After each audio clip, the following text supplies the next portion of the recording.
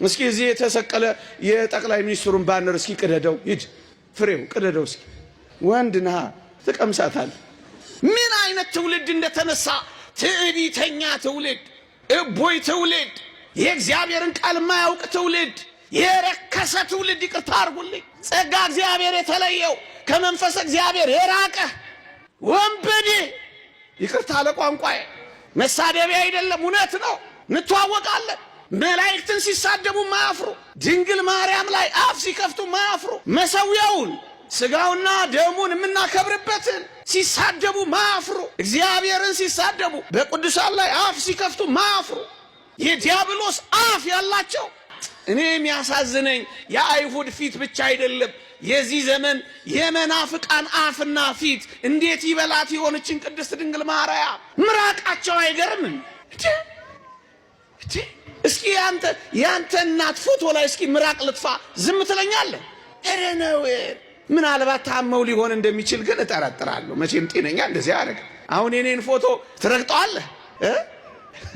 እዛ እኮ በጥንቱ ታሪክ እኮ ንጉሱ እንደዚህ ስዕል ሲያቃልል አንድ አባት አነሳና አሉ የንጉሱን ፎቶ ጣለና ረገጠው አሉ።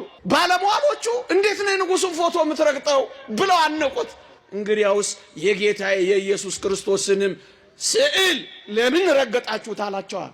የንጉስ እስኪ እርገጠው፣ እስኪ እዚህ የተሰቀለ የጠቅላይ ሚኒስትሩን ባነር እስኪ ቅደደው፣ ሂድ ፍሬው ቅደደው እስኪ። ትቀምሳታለህ ነው አይደለም? እውነታው ነው። ምድር ላይ እንኳን ምን ማድረግ ይቻላል? ይህንን ልናስቆመው ግን አንችልም። ምእመናን፣ ይሄ ይቀጥላል። አትደንግጡ፣ አትታወኩ፣ አትበሳጩ። ይልቅ ቀኑ እየቀረበ እንደሆነ ወቁ። ትንቢታቱ እየተፈጸመ እንደሆኑ ተረዱ። እግዚአብሔርን ማደሪያውን ይሳደብ ዘንድ አፍ ተሰጠው የሚለው ቃል ታዲያ በዚህ ካልተፈጸመ በምን ሊፈጸምልህ ነው? በምን ይፈጸም? እንዳይፈጸም ልከለክለው ይችላል? እኔ ማን ነኝ? እንዳይፈጸም ሊከለክሉ ይችላሉ? መምህር እሳቸው ማን ናቸው? አይቻልም። ይልቅ በሃይማኖት ጽና፣ ይልቅ በምግባር ቅና፣ ይልቅ እውነተኛ ነው ያስከው በርታ። የስድዋ የምራቁን የትኛው እንዳትደነቁ። ከዚህ የበለጠ ነው። በክፋት እየባሰ ይሄዳል፣ በክፋት እየባሱ ይሄዳሉ። በቃ አትደነቁ። እግዚአብሔር ይሄን ስንከላከል እንድንኖር አላደረገን። ምንድነው? እናስተምር፣ እንማር፣ በሃይማኖት እንጽና፣ ንቅና። በቃ አለቀ። ከዛ ራሱ ይጠፋል።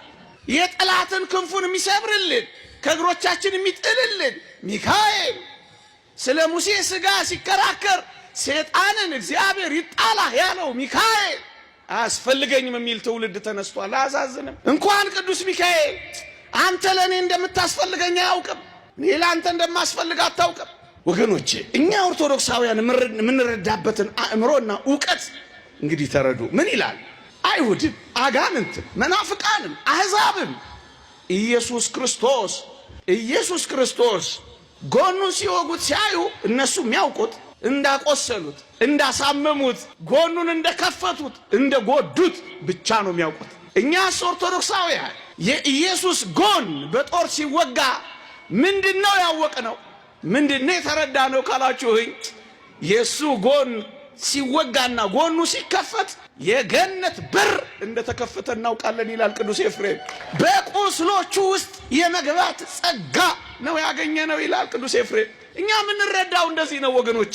አይሁድ፣ አሕዛብን፣ መናፍቃንን ኢየሱስ ክርስቶስ የመጨረሻውን እስትንፋስ መስቀል ላይ ሲተነፍስ ሲያዩት ያበቃ የሞተ ነበር የመሰላቸው።